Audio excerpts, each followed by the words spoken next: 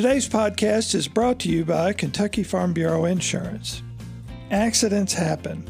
Without the right coverage from the right insurance company, damage to your automobile can be a real financial hit. That's why Kentuckians appreciate the competitive rates and personal service they get from Kentucky Farm Bureau Insurance. When the unexpected happens, count on us to help you get back on the road. To request a free quote, find your local KFB insurance agent at mykfbagent.com. Kentucky Farm Bureau, big on commitment. Welcome to Kentucky Farm Bureau News, the podcast. I'm Tim Thornberry, editor of the Kentucky Farm Bureau News magazine. Today, our guest is Dr. Chad Lee. He is the director of the Grain and Forage Center of Excellence and an extension professor at the University of Kentucky Martin Gatton College of Agriculture, Food, and Environment. Chad, we're going to talk. June is typically wheat harvest month. While we're not there yet, by the time the magazine comes out, we'll probably be in the middle of it. So wanted to do a little update on our wheat crop, where we are this year. I know last year we had a fantastic year for our wheat crop. So with that, I'll leave it to you and tell me all you know. Well, to your point, it's going to be a little bit of a challenge because when your article comes out, I mean, we're wet right now, and we're directly in the middle of flowering, initial seed set, and early seed development around the state. That's okay to have that moisture up front, but ideally for wheat, we would get these rain events these next couple of days, and then it would dry off for 2-3 weeks at the end of seed fill to really reduce the risk of fusarium head blight coming in and being a problem for us. So while we're at a good start at the beginning of seed development and seed fill, we still have 3-4 weeks to go to determine what kind of crop we've got all the way through. Having said that, we did have some freeze damage that took place around the state. I think for the most part, the wheat recovered well from that. I don't think that's going to be a serious issue for us. We won't know for certain for another couple of weeks, but that was a big issue that we were looking at early on. The acreage was down a little bit, so our overall bushels should be a little bit less than the previous year. But we're at this point, we're optimistic. I mean, the last USDA report that came out has 90% of our wheat in the excellent and good category. And that's a good place to be as you go into seed fill. Chad, I know I've probably over the years asked you this question more than once, but when did we become so good at growing wheat, or have we always been that good? No, we have not. We've not. We've become good over the last 40 years. A lot of hard work, some farmers and some people in the industry that got really serious about wanting to grow wheat. Thankfully, they brought the university in as well, and we got serious about researching wheat. And I think, the industry, the farmers, the university working together have put together some really, really good, very strong, very stable wheat crops. And we've seen that market grow. As a farmer told me not long ago, if you look at the farms in their area, the farms that are all expanding are all farms with wheat in their rotation. And so I think that's an encouraging thing to say. We have data that tells us that the wheat in the rotation improves soils. We know that it's helping reduce erosion. We know it's capturing nutrients if there's any left over from the previous crop. And we know we're getting excellent yields.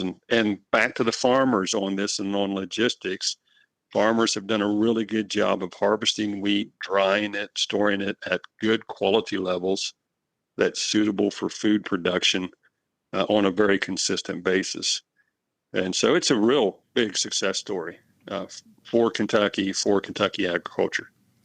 Chad, I would assume as we have become more diverse on the farm and added tools to the toolbox, so to speak, that's probably been a factor as well in our wheat production. Yeah, it's as there is a continual growth going on, and so it's dangerous to point to any one thing and say that's the one thing that made crops better.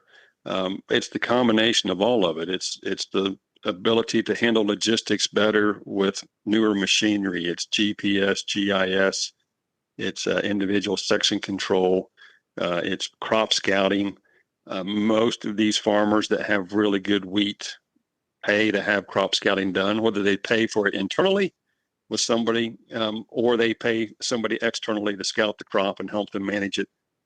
That's important. But the ability to there at times when there have been opportunities to get low interest loans and things like that incentivize grain storage, the farmers have really benefited from having on-farm grain storage in their operations. And that helps. The ability to get wheat planted fairly quickly, the ability to get it out pretty quickly and put double crop beans in behind it pretty quickly. All of that goes into making a good wheat crop. So, while we would love to say it's all just the university, and I'm sure some other folks would say it's all just this or all just that, it's really a massive combination of a lot of different things. It's also having Seymour Milling come in and having a company that wants high quality wheat and pays well for it. And so you've got a stable market that came with it as well. So it is a total team effort, if you will, across the industry. Chad, there's no particular reason I don't talk a lot about this, but I would think that the advancements in biotechnology as well has been very helpful, not just for wheat, but for most of our crops. Is that? Well, we don't really have biotech in wheat. There are some techniques that are used to help wheat breeders develop populations and varieties of wheat, but we don't have true biotech in wheat right now. So clearly in our corn and soybean, we have a lot of biotech. That's made no-till much, much easier to do. And so you could argue from that standpoint, you look at the overall system, it's certainly made it easier to keep that system no-till or as minimum till as possible in some situations. So that's phenomenal. I had a conversation yesterday though with the farmer who said, we're seeing improved yields on everything, which is what we want. We're much more efficient than we used to be, but we still have this continuing issue of our corn yields are so good. We have so much residue we're planting into to get our wheat stands that's an issue for us. And how do we handle that residue? So every time we do something good, we have other challenges coming with it. Much, much better situation to be in than my wheat yield's terrible, my corn yield's terrible, and and everything's miserable. Mm-hmm. Chad, you've been doing this a long time. Does any of this, as far as our wheat production, surprise you at all? I think I continue to be impressed at how good our farmers are. We have really, really good producers in this state, producers that understand their soils well, they understand their overall logistics, they understand how to manage well. And so from that standpoint, I'm not surprised at the success we see in the industry. I think when I go other places and come back, then I'm surprised. Mm-hmm. Mm-hmm. Chad, I've been on farms where I've seen folks that were growing wheat strictly as a cover crop. They were growing it for a type of haylage and or grain. So it's a pretty versatile crop when it comes to the farm. Is that a fair way to look at it?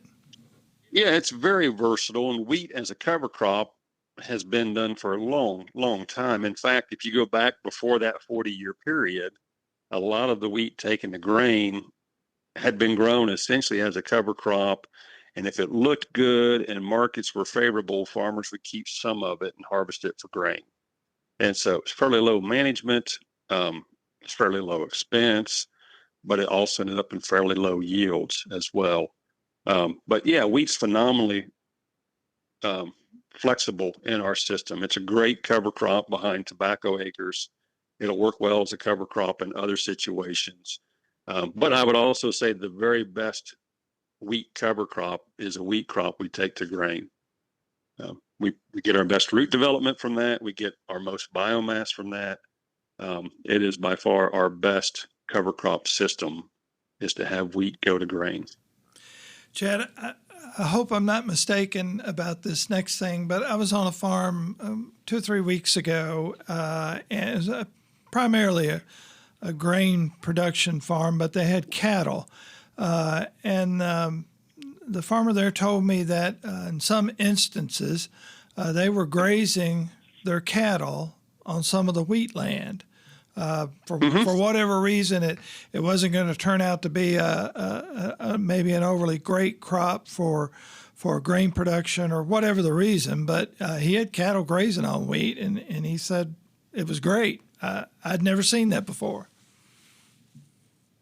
Yeah, it can be done. So having cattle graze on wheat is very common out in Oklahoma, parts of Texas, and a little bit of Kansas, where they have a very dry climate, right? So they don't have a whole lot of rainfall through their winter months. The cattle can graze. There's not a lot of compaction going on. And they actually have management guides on how much the cattle can graze and how late they can graze without hurting yields. Their overall per acre yields are lower than ours as well. So there's some other challenges. And it's a different type of wheat. It's a bread wheat, where ours is a softer wheat. The biggest challenge we have here is what I'm looking at out my window today, which is rainfall.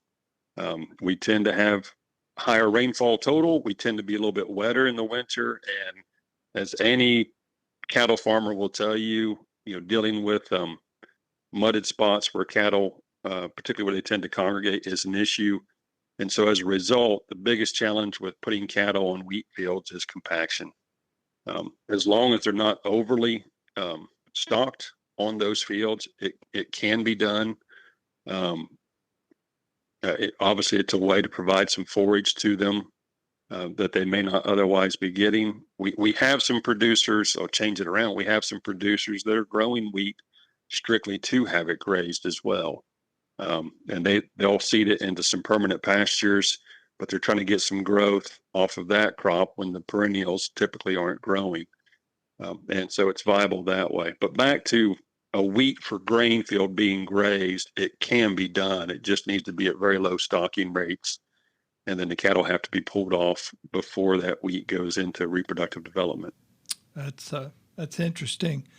Chad, one more question. I guess at this point in the season, as we said in the beginning, we need some dry weather right now. And let's assume that we don't get as much as we want. How late in the month and perhaps into the next month can producers go? How long can they wait before they just absolutely have to get that crop in? We know the last few years that we've been able to go later than what anybody feels comfortable doing. And so I'm not going to be overly concerned if we're putting corn in at the end of May, and even into the first week of June in some situations. I'm not overly concerned. We had situations last year in parts of the state where corn didn't go in until that time frame, and farmers still ended up with 200 bushel crops. So it can be done. Probably the issue we run into now is we just can't make mistakes when we start to plant again. So with everything being wet like it is right now across the state, farmers, all of us, myself included, will get antsy to get into those fields maybe just a little bit before we should. And then across fields, not everything dries out at the same rate. Not everything's ready to plant at the same time. And so we run the risk of ending up with some sidewall compaction. And because we're later into our planting window, we really just can't make those mistakes. And so maybe the hardest thing to do is to wait that extra day in some of the areas. I think the size of equipment, the speed at which they can plant when things are rolling, I think farmers are much better at doing that now than they were even 10 years ago. But if there's a concern, it's not necessarily with the calendar as much as it is we're just getting late into the calendar. And so when we go plant, we've got to get it right. Great. Chad, as always, I appreciate your help with this, and we'll get this out into our June issue. Hopefully by then the weather will be a bit better, and sure. We'll have some folks out in the field. So, again, our guest today has been Chad Lee at the University of Kentucky. Chad, thanks so much for joining us today on the podcast. Thank you. You have a good one. You too. Talk to you soon.